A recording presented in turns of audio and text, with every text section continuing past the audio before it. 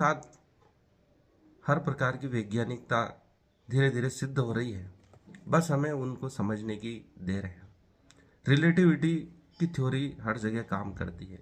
यदि यह विश्व में हम अकेले रहें तो हम किसी से तुलना नहीं करेंगे। यदि हम किसी से तुलना नहीं करते हैं तो अतुलनीय हो जाते हैं।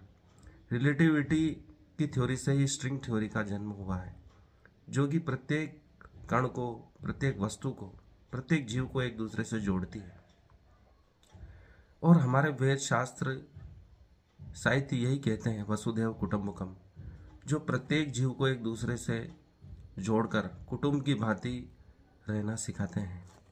हम एक दूसरे से जुड़े हुए हैं। किसी एक की गलती दूसरों को भी कष्ट पहुंचाती है।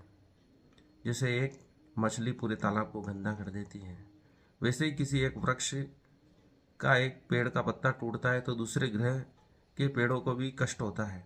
हम एक दूसरे से जुड़े हुए हैं।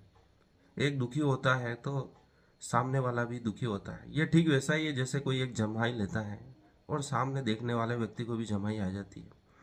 यह संचार आगे बढ़ता है क्योंकि हम एक दूसरे से कनेक्टेड है।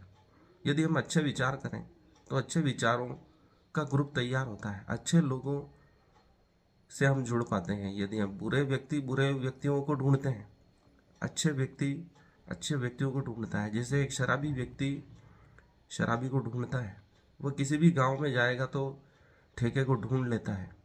वैसे ही अच्छा व्यक्ति संत लोगों को ढूंढता है। वह मंदिरों में, आश्रम में जाता है और संत लोगों को ढूंढ ही लेता है। अर्थात हम समान प्रवृत्ति के लोगों को ढूंढते रहते हैं। इसलिए कृष्ण कहते हैं कि अपने स्वधर्म के अनुसार हमें कर्म करना चाहिए।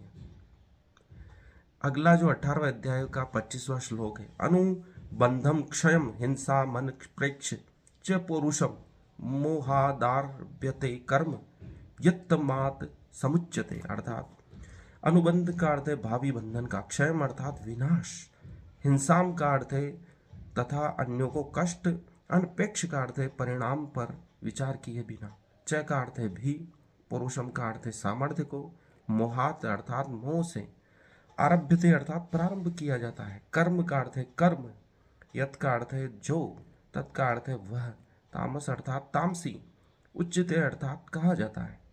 जो कर्म मोह व शास्त्रीय आदेशों की अवहेलना करके तथा भावी बंधन की परवाह किए बिना या हिंसा अथवा अन्यों को दुख पहुंचाने के लिए किया जाता है, वह तामसी कहलाता है। जो दूसरों को हिंसा पहुंचाता है, कष्ट पहुंचाता है, वह तामसी कर्म कहलाते हैं। इसलिए राक्षसों को तामसी प्रवृत्ति का कहा गया है।